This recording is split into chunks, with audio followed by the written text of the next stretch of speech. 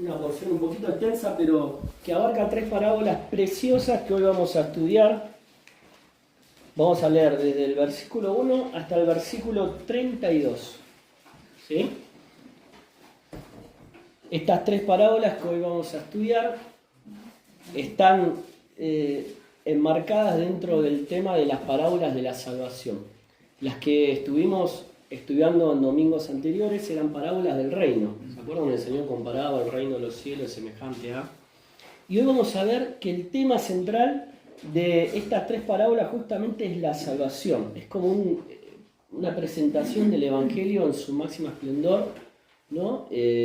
Porque habla acerca de cómo Dios busca al pecador perdido, habla acerca del arrepentimiento, habla acerca de la restauración, habla acerca de las bendiciones de la salvación.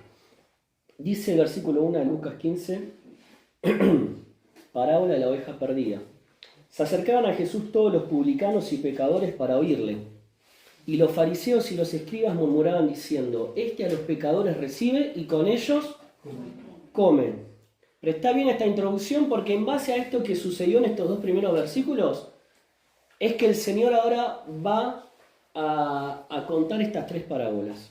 Entonces Jesús, él, les refirió esta parábola diciendo, ¿qué hombre de vosotros teniendo 100 ovejas y pierde una de ellas, no deja las 99 en el desierto y va tras la que se perdió hasta encontrarla? Y cuando la encuentra la pone sobre sus hombros gozoso y al llegar a casa reúne a sus amigos y vecinos diciéndole, gozaos conmigo, porque he encontrado mi oveja que se había perdido. Os digo que así habrá más gozo en el cielo por un pecador que se arrepiente que por 99 justos que no necesitan de arrepentimiento. Segunda parábola, parábola de la oveja, de la moneda, perdida. ¿O qué mujer que tiene 10 dracmas y pierde una dracma no enciende la lámpara y barre la casa y busca con diligencia hasta encontrarla? Y cuando la encuentra reúne a sus amigas y vecinas diciendo, gozaos conmigo, porque he encontrado la dracma que se había perdido. Así os digo que hay gozo delante de los ángeles de Dios por un pecador que se arrepiente. Y en tercer lugar, parábola del hijo pródigo o el hijo perdido, ¿sí?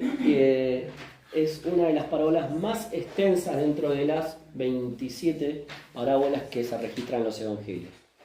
También dijo, un hombre tenía 2 hijos.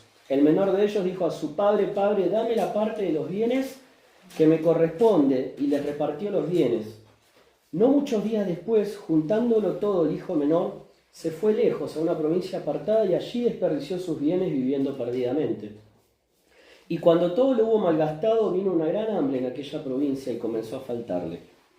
Y fue y se arrimó a uno de los ciudadanos de aquella tierra, el cual le envió a su hacienda para que apacentase cerdos. Y deseaba llenar su vientre de las algarrobas que comían los cerdos, pero nadie le daba. Y volviendo en sí dijo, ¿cuántos jornaleros en casa de mi padre tienen abundancia de pan, y yo aquí perezco de hambre? Me levantaré, iré a mi padre y le diré, Padre, he pecado contra el cielo y contra ti. Ya no soy digno de ser llamado tu hijo. Hazme como a uno de tus jornaleros. Y levantándose vino a su padre, y cuando aún estaba lejos, lo vio su padre, y fue movido a misericordia, y corrió, y se echó sobre su cuello y le besó. Y el hijo le dijo, Padre, he pecado contra el cielo y contra ti, ya no soy digno de ser llamado tu hijo. ¿Cuál era la otra parte que le tenía que decir? Hazme como uno. Pero ahí enseguida el padre lo interrumpe, no le dejó ni siquiera decir esa parte. Pero el padre dijo a sus siervos, sacad el mejor vestido y vestidle, y poned un anillo en su mano y calzado en sus pies, y traed el becerro gordo y matadlo, y comamos y hagamos fiesta. Porque este mi hijo muerto era, y ha revivido, se había perdido y es hallado. Y comenzaron a regocijarse, y su hijo mayor estaba en el campo, y cuando vino y llegó cerca de la casa oyó la música y las danzas, y llamando a uno de los criados le preguntó qué era aquello. Él le dijo, tu hermano ha venido y tu padre ha hecho matar al becerro gordo por haberle recibido bueno y sano. Entonces se enojó y no quería entrar. Salió por tanto su padre y le rogaba que entrase, mas él respondiendo dijo al padre, he aquí tantos años te sirvo, no habiéndote desobedecido jamás, y nunca me has dado ni un cabrito para gozarme con mis amigos. Pero cuando vino tu hijo, que ha consumido tus bienes con rameras, has hecho matar para él el becerro gordo. Él entonces le dijo: Hijo, tú siempre estás conmigo y todas mis cosas son tuyas. Mas era necesario hacer fiesta y regocijarnos, porque tu hermano era muerto y se había perdido y es hallado. Muy bien. Los dos primeros versículos plantean la acusación que le hacen los fariseos y los escribas al Señor Jesús. Una acusación que surgía de un corazón obviamente hipócrita, como era el de estos hombres que se jactaban de ser los mejores de la sociedad, los más religiosos, los cumplidores a rajatabla de la ley de Dios. Entonces eso les hacía colocarse desde un lugar, de una plataforma elevada, y veían al resto de las personas como pecadores, como personas que no cumplían la ley tradicional judía. No entendían estas personas cuál era realmente el ministerio de Jesús entre estas personas. No comprendían su amor y su búsqueda constante de pecadores, porque eso es lo que hacía Jesucristo. Ellos, como dije antes, creían pertenecer a una clase especial de personas, superiores a los demás. Ellos ponían en la misma categoría a todos los que no cumplían con todos los detalles de la ley. Eran los hombres de la tierra, eran los pecadores. No se podían juntar, no se podían acercar. Entonces lanzaron esa acusación contra Jesús. ¿Cuál era la acusación? Jesús, recibe a pecadores y ¿qué hace? Y come con ellos. Era algo totalmente inesperado del Mesías para estos hombres judíos religiosos, los fariseos, que Jesucristo admitiera vivir entre estas personas, caminar en medio de ellos, ministrar en medio de ellos. Y esta acusación que estaban haciendo era cierta, porque realmente Jesús estaba entre los pecadores y comía con ellos, los recibía. Ahora ellos estaban equivocados en el concepto, porque creían que lo que Jesús estaba haciendo era algo erróneo, era algo malo. Sin embargo, Jesús lo que estaba haciendo era ni más ni menos que cumplir con el propósito para el cual Él había venido a este mundo. ¿Acaso no dice Lucas 19:10, porque el Hijo del Hombre vino a buscar y a salvar ¿qué cosa? Lo que se había perdido. Y estas tres parábolas tienen en común que hablan de algo perdido. En primer lugar, de una oveja que se perdió.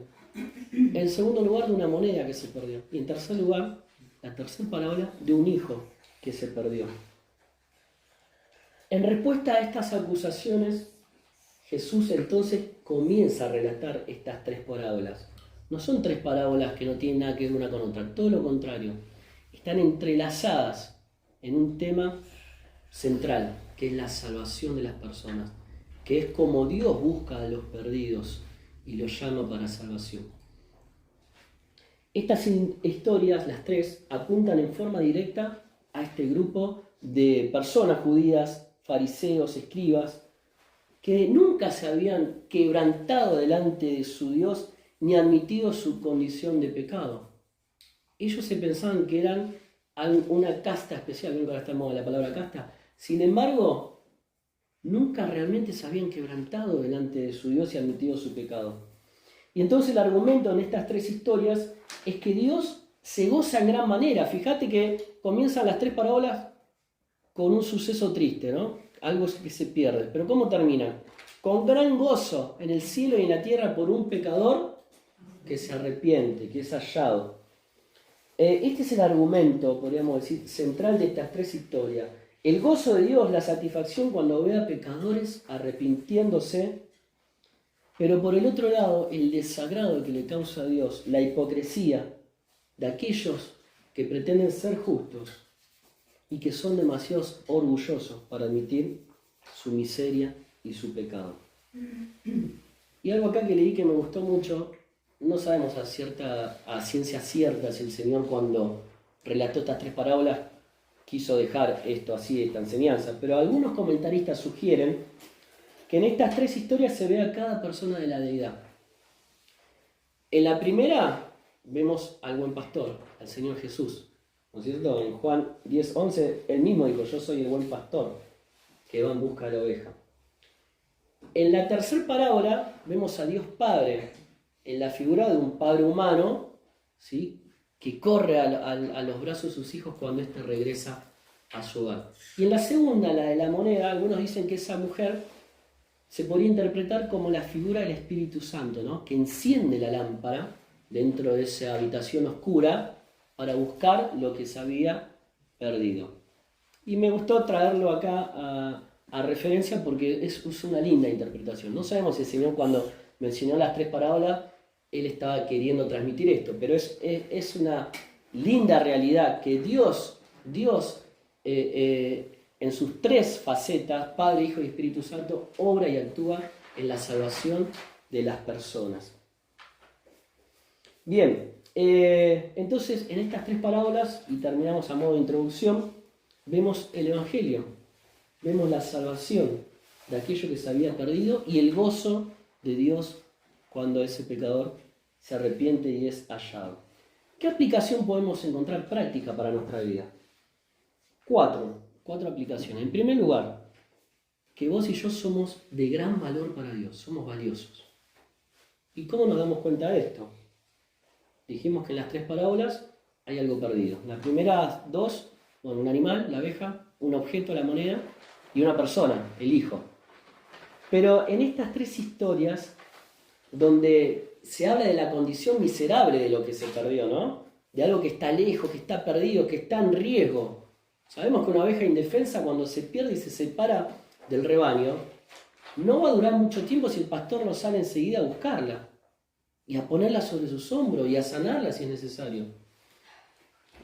La moneda, que sabía algo tan chiquitito, en una casa que en esa época eran de piso de tierra, oscuras, que no tenía muchas ventanas, ¿había posibilidad de encontrarla y que volviera a brillar esa moneda? Muy pocas, ¿no? Sin embargo, esta mujer la busca. Y en tercer lugar, el hijo, que era de gran valor para su padre. Entonces, en estas tres historias vemos en cada caso que lo que se había perdido seguía teniendo un gran valor para aquel que lo sale a buscar. El pastor podría haber dicho, ¿no? Bueno, ¿qué importa una oveja que se me perdió? ¿Cuántas me quedan? ¿Qué dice la Escritura? Me quedan 99, perdí el 1%. Bueno, ya está, que se la coman los lobos. Yo voy a cuidar a esta. ¿Dijo eso? No, deja las 99 en el desierto, porque esa única ovejita era de gran valor para él. Y así es en nuestra relación con Dios. Somos de gran valor para Dios. Él quiere hallarnos, Él nos llama, Él nos busca cuando estamos descarriados. También la mujer podría haber dicho, bueno, ya está, se me cayó una monedita, la verdad que ahora, ¿cómo la encuentro acá? Vamos a disfrutar de las 9 que me quedan. Una dracma era más o menos el salario diario de un jornalero, ¿no?, en esa época. Y en tercer lugar, el hijo podría haber dicho, no puedo hacer nada contra la rebeldía de mi hijo. Ya está, se llevó su parte de la herencia, está viviendo como él quiere, lejos de mi casa. Me voy a olvidar y me voy a dedicar, voy a poner toda mi energía en el hijo que me queda. ¿Podría haber dicho eso? Sin embargo, vemos en el relato un padre que nunca dejó de pensar de su hijo. Es que seguramente todos los días salía a la puerta de su casa, a los caminos, a ver si su hijo regresaba. Y vemos que cuando regresa, no se aguanta y corre a buscarlo y a abrazarlo y lloran y hacen una gran fiesta. Entonces, en primer lugar, somos de gran valor para Dios y no importa en qué condiciones nos hallemos. Él nos ama, Él nos busca, Él quiere salvarnos, Él quiere traernos de vuelta al rebaño. ¿Cómo podemos explicar la conducta de las tres personas que actuaron en estas parábolas? Del pastor, de la mujer y del padre. Bueno, justamente esto, ¿no?, que lo que se había perdido era de gran valor. Aunque estuviera perdido, aunque fuera difícil recuperarlo, nunca perdió el valor original. Aún sucio, aún lastimado o muerto, porque se acuerdan que el padre dijo, mi hijo era muerto y ya revivido. En la condición que estemos, sos de gran valor para Dios. Y cuando escribía esto me acordé de otra parábola, la del buen samaritano. ¿Cómo había quedado ese hombre al costado del camino? tirado, golpeado, casi muerto, con las ropas rasgadas. Los fariseos de vuelta ahí, ¿no? Lo pasaron, lo miraron y siguieron de largo. Pero en la figura del buen samaritano vemos a Jesús, ¿no? Que lo busca, que lo ama, que vio una persona de gran valor en ese hombre que estaba ahí tirado junto al camino. Lo pone sobre la cabalgadura de su asno y lo lleva al mesón y lo sana y lo restaura. Eso es lo mismo que quiere hacer Dios con nosotros porque somos de gran estima y de gran valor para Él. Muy bien. Decía un comentarista, Dios es el pastor cuya oveja se ha alejado. Él es la mujer cuya moneda ha desaparecido en la oscuridad y los escombros de la casa. Él es el padre cuyo hijo se ha ido y se le ha perdido. Ese es Dios, ese es nuestro Dios. ¿Somos valiosos para Él? Sí. ¿Por qué somos valiosos? ¿Sabes por qué? Porque Él puede ver más allá. Puede ver el por qué o el para qué fuimos creados y lo que Él puede hacer todavía con nosotros. Dios tiene un propósito para mi vida, para tu vida. Y quizás ahora nos encontremos lejos de la casa del Padre o perdidos como la ovejita y la moneda. Pero Dios te sigue amando porque sos de gran valor por lo que Él quiere hacer en tu vida. En segundo lugar, otra aplicación que podemos encontrar de estas tres parábolas es que Dios nos busca. Dios nos busca. No me acuerdo si fue en el devocional de ayer o anteayer, el hermano decía, a veces no percibimos todo lo que Dios está haciendo a nuestro alrededor y por nosotros, ¿no? O no nos damos cuenta. Y a veces podemos estar años lejos de Dios y Dios siempre está ahí actuando y buscándonos y llamándonos, aunque nosotros no lo percibamos. Dice Isaías 53, hay un pasaje muy conocido, todos nosotros nos descarriamos como ovejas, cada cual se apartó por su camino. Ahora Isaías, después del versículo 7, procede a mostrar a un Dios que busca a las personas y dice que Jesús, como una oveja muda, hizo silencio, como decía recién Mario, enmudeció, fue llevado adelante de los trasquiladores o como un cordero llevado al matadero. ¿Para qué? Para hallarnos a nosotros, que éramos ovejas descarriadas, y restaurarnos a una relación con Dios. Y esta es la esperanza más hermosa que tenemos y la promesa de Dios, de que no estamos solos y que no es que nosotros estemos trabajando, sino que Dios está trabajando y Él está buscando y lo que busca lo encuentra. Leíamos antes Lucas 19:10 que el Hijo del Hombre vino a buscar y salvar lo que se había perdido. Cuando leemos la primera parábola dice que el pastor va tras la que se perdió hasta encontrarla. Cuando vemos la segunda parábola de la moneda, dice que la mujer, enciende la lámpara y empieza a barrer y termina diciendo busca con diligencia hasta encontrarla. ¿Quién es el que está buscando? ¿No dijimos que el pastor, la mujer y el padre representan a Dios en su obrar? Busca con diligencia hasta encontrarla. Y cuando leemos del padre y del hijo perdido, el padre le termina diciendo al hermano mayor, tu hermano se había perdido y es hallado. Y cuando lo ve venir de lejos, el que se acerca al hijo es el padre corriendo y lo abraza con amor. Mira, por más grandes que sean nuestros pecados, Dios manifiesta su gracia siempre. Nos entrega su gracia. Pero ¿qué pide de nosotros? Dice la Biblia, deje el impío su camino y el hombre inicuo sus pensamientos y vuelva hacia Jehová, el cual tendrá de él misericordia y al Dios nuestro, el cual será amplio en perdonar, dice Isaías 55:7. Entonces, en primer lugar, somos de gran valor para Dios. En segundo lugar, aplicamos de estas parábolas que Dios nos busca. Dios quiere tener un encuentro, una relación con cada uno de nosotros, por más lejos y perdido que nos encontremos. En tercer lugar, Dios puede traer vida de entre los muertos. Dios puede hacer una transformación, una obra en aquellos que están perdidos. Dijimos que Dios nos busca, pero también hay otra realidad, que eso no va a suceder sin el arrepentimiento y la conversión de la persona que está perdido.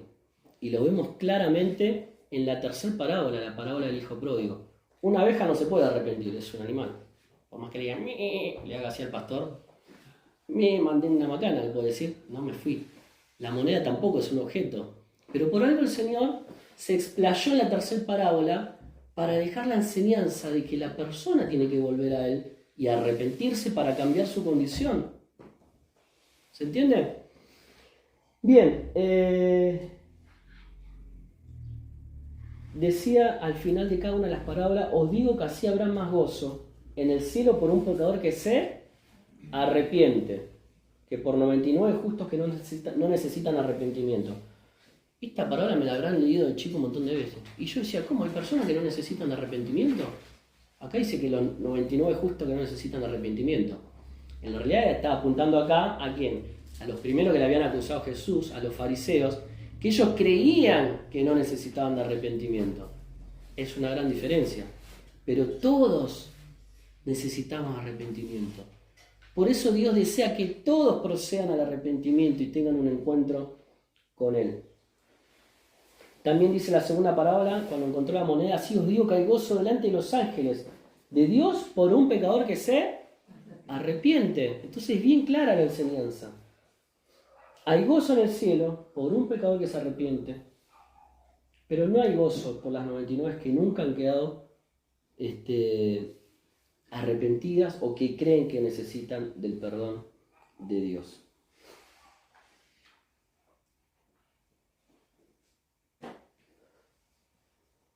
La última parábola también explica esto, cuando dice, tu hermano era muerto y ha revivido, se había perdido y es hallado, ¿no? Muestra el cambio que debe haber en las personas después del arrepentimiento, de muerte a vida, de estar perdido a ser hallado. Y cuando vemos la palabra del hijo pródigo, uno puede analizar los pasos, ¿no?, en la degradación del hombre. En primer lugar, ¿qué dice? Se rebela contra el padre. ¿Qué le dijo el hijo pródigo un día? Papá, quiero la parte de la herencia que me corresponde. Por ser el hijo menor, y eran 2 hermanos, le tocaba 1/3 de toda la herencia. Porque ahí dice en Deuteronomio, después si ustedes leen, en una familia judía, el mayor, el primogénito, se llevaba las 2/3 partes. Entonces, ¿cuánto le queda al segundo? 1/3, ¿no es cierto? Y esa rebelión, eso de pedirle a un padre la herencia cuando todavía está en vida, es como si yo voy a Buenos Aires y le toco la puerta y le digo, pa, dale, listo, quiero toda la herencia ahora. Y mi papá me dice, pero pará, estoy vivito y coleando todavía, ¿no es cierto? ¿Cómo lo va a tomar eso? Eso es un acto de rebeldía contra el padre. Esto es lo que hizo este hijo. Dame la parte de la herencia que me corresponde. Me quiero ir lejos de mi casa y vivir y gastarla como a mí se me da la gana. Camino, pasos hacia la degradación. En segundo lugar, me perdí.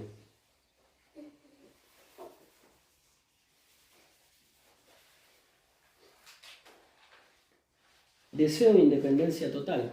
Lo dijimos recién, ¿no? Quiero vivir mi vida. No quiero vivir bajo tus condiciones. Por eso se fue de la casa del Padre. Y a veces pasa esto en las personas. No quieren sujetarse a las ordenanzas, a los mandamientos y los preceptos de Dios. Otro camino hacia la degradación es pérdida de la herencia. Porque una vez que el padre se la dio, sí, yo te la doy, toma, pero ¿qué le pasó? La malgastó, la perdió toda. No tenía ni qué comer. Deseaba comer de las algarrobas de los cerdos, es algo que no se puede comer. Y nadie le daba, decía también, nadie le daba nada. Otro paso hacia la degradación es la necesidad desesperada. La degradación y la servidumbre. Aquel que tenía todo en la casa de su padre terminó como un sirviente, cuidando cerdos, que era algo totalmente despreciable para un judío. Para un judío, cuidar cerdos y estar con los cerdos y la inmundicia que tiene un chiquero es lo peor que le podía pasar. Así pasa con nuestras vidas cuando nos vamos de a poquito alejando del Señor. Caemos en un camino descendente. ¿Se acuerdan de Lot? Cuando se separa de Abraham, él vio toda la llanura fértil, ¿no? Yo me agarro toda esta parte, me alejo de Abraham, pero también se iba alejando de a poquito de Dios, porque ¿Hacia dónde apuntaban las tierras que le dijeron? ¿En dirección hacia dónde? Hacia Sodoma y Gomorra. Y todos sabemos la historia, cómo terminó después Lot. Así pasa en nuestra vida espiritual. Pero así como hay pasos que nos alejan de Dios, también hay pasos que nos acercan. Y ahora vemos que en un momento el hijo perdido, el hijo pródigo, hace un clic, un punto de inflexión. Recapacita. Dice el versículo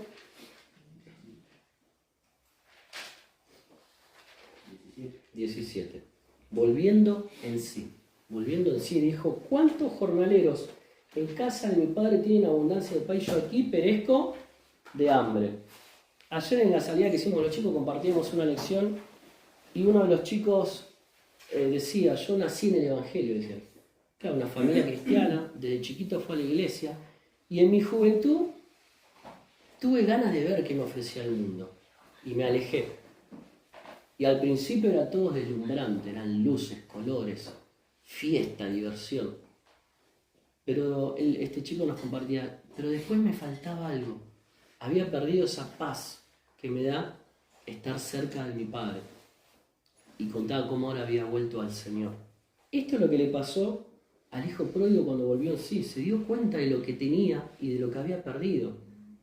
¿Sí? Entonces vamos a ver 3 pasos que nos llevan a acercarnos a Dios. En primer lugar, toma conciencia de su verdadera condición. Una de las tragedias del pecado es cegarnos a nuestra condición. Nos creemos que estamos felices, que está todo bien, pero en realidad somos unos desdichados. Perdemos esa paz con Dios, perdemos esa comunión con Dios. El hijo, cuando moría de hambre y se dio cuenta de que nadie, ni siquiera sus ex amigos, le daban nada, ahí recapacitó, dice la NBI. Recapacitó cuando se volvió en sí. Y reconoció que le iba a ir mucho mejor, aún como siervo, como un jornalero en la casa de su padre, que estando lejos de su papá. El segundo paso para acercarnos a Dios es la conversión del hijo pródigo, que se generó a través de una confesión, ¿no? Una confesión sincera del verdadero pecado. Porque él dice, versículo 18, me levantaré e iré a mi padre y diré, ahí está la confesión. ¿Qué iba a decir? Padre, he pecado contra el cielo y contra ti. Él reconoce en primer lugar su condición, pero en segundo lugar la confiesa.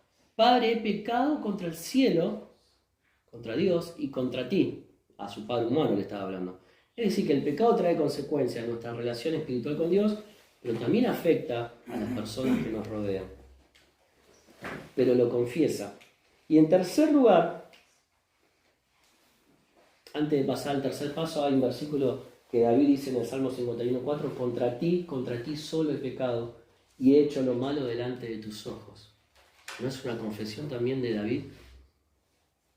Y en tercer lugar, fue su conversión, un regreso real al Padre. Nosotros podemos tomar conciencia de nuestro pecado. Hasta podemos decir con nuestros labios, soy un pecador, Padre, he pecado contra ti. Pero si no tomamos esa actitud de volver camino a nuestro Padre, no se va a efectuar una real salvación en nuestras vidas. Estaba pensando, cuando nosotros éramos chicos, mi abuelo se había comprado una casita chiquita en la costa, en Buenos Aires, y nos la prestaba para que nosotros pudiéramos ir de vacaciones. Claro, en enero se llenaba de gente, todos los de Buenos Aires iban a ir a la costa atlántica, y la casita estaba sobre la calle principal, que si caminabas 6-7 cuadras llegabas al centro. Y es muy común, después de todo un día de playa, uno se bañaba, se vestía, qué sé yo, iba a los videojuegos, ¿no? A tomar un helado, a hacer esas cosas a la nochecita. Y salíamos en familia. Y siempre mi papá y mi mamá nos decían, vayan junto de nosotros, mirá que hay mucha gente, no se van a perder. ¿Qué me pasó a mí? Me perdí. Y era chiquito, debería tener como Lolo, 6-7 años. De repente empiezo a mirar para todos lados, gente que pasaba, y no los veo más. Me quedé paralizado, me agarró una angustia por perder a mi papá. Y yo pensaba en ese momento en mi papá. No está mi papá. Empecé a pucherear, ¿viste?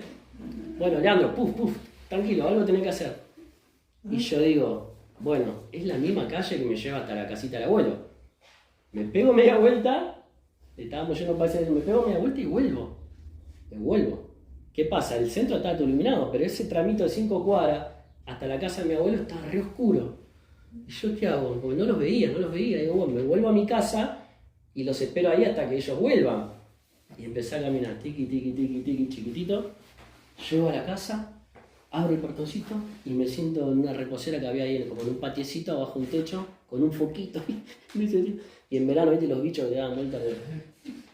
Y seguía triste, angustiado, hasta que lo veo que llega mi papá y me pasó como esto, dijo pobre, ¿no? Corrimos, le di un abrazo, creo que no le solté la pierna por 3 horas más o menos. ¡Ay, qué paz que me agarró! ¡Qué paz, qué alegría! Y así pasa, ¿no? Cuando nos alejamos de nuestro Padre Celestial. Nos sentimos que no somos nada. Pero qué lindo es volver a encontrarnos al Señor. Y acá tenemos el ejemplo de estos 3 pasos. Volvió en sí, se dio cuenta de su condición. Confesó, Padre, pecado contra el cielo y contra ti, pero tomó la decisión de volver a la casa de su padre. Y el padre ahí estaba esperándolo con los brazos abiertos. Y para terminar, en cuarto lugar, otra aplicación, las bendiciones de la salvación. Cada uno de los regalos que el padre le presenta a su hijo, ¿no? Tienen un significado especial, porque dice que después que se abrazan, que lloran, el hijo le dice, perdóname papá, he pecado contra... no le dejó ni decir, hazme como uno de tus jornales. No. Vos sos mi hijo, vení. Hagamos fiesta. Matemos el becerro gordo, no el cabrito que después reclamaba el hijo mayor. Le puso un anillo, le puso calzado en sus pies. ¿Cómo deberían estar esos pies, no? ¿Cómo debería estar ese hijo? Le habrán pegado unos manguerazos ya afuera antes de entrar a la fiesta. Sin embargo, dice que el mejor vestido estaba reservado siempre para el huésped de honor. ¿Cómo el huésped de honor? Si este fue el hijo rebelde que me reclamó la herencia y se la malgastó toda. Así es Dios cuando nos trae a Él. Nos viste como un huésped de honor. Le puso un anillo que era un símbolo de autoridad. Los siervos, los jornaleros no iban a tener un anillo, ¿no? Vieron que a veces se usan, no sé si antes, me parece que era cuando cumplían 18 años los varones, a algunos le regalaban un anillo con la, no sé, la F de Fernández, ¿no? No sé si se usa ahora. Yo me acuerdo que a veces el que podía, y si era de oro, un sellito así mejor. Pero el anillo es ese, pertenencia, autoridad y calzado, que era algo que por lo general no era usado por los esclavos. Y aquí representa una restauración plena a la condición de hijo. Efesios 1:3. Bendito sea el Dios y Padre de nuestro Señor Jesucristo, que nos bendijo con toda bendición espiritual en los lugares celestiales en Cristo Jesús. 3 parábolas preciosas que nos hablan, son parábolas de la salvación. Algo que se pierde, alguien que sale a buscar, que lo halla y un gran gozo del cielo y la tierra por un pecador que se arrepiente y pasa de muerte a vida. Yo no sé cómo estamos hoy. Quizás estamos asistiendo a la iglesia, pero ¿estamos en la casa del Padre o estamos lejos de la casa del Padre? ¿Estamos disfrutando de las bendiciones de la salvación? ¿Cómo está nuestra vida? ¿Estamos vestidos con un vestido de honor, con un anillo y calzado en nuestros pies? ¿O andamos sucios y manchados por el pecado de este mundo? Dios quiere traernos a la comunión. Dios quiere que disfrutemos de esta relación con Él. Que el Señor nos bendiga y que esto que seguramente las reconocemos, esta parábola, hoy podamos encontrarle un sentido especial y particular para nuestras vidas. Y que sintamos a Dios hablándonos, como decía Mario, ¿no? En el silencio Dios nos habla a nuestros corazones. Y si es necesario que restauremos nuestra comunión con Él, que lo podamos hacer. Y también pensemos en las personas que hoy están en este mundo, como una oveja, como una moneda perdida o como un hijo extraviado y que necesitan volver a la casa del Padre. Somos nosotros los embajadores de Cristo para llevar ese mensaje de salvación. Que el Señor nos bendiga. Amén.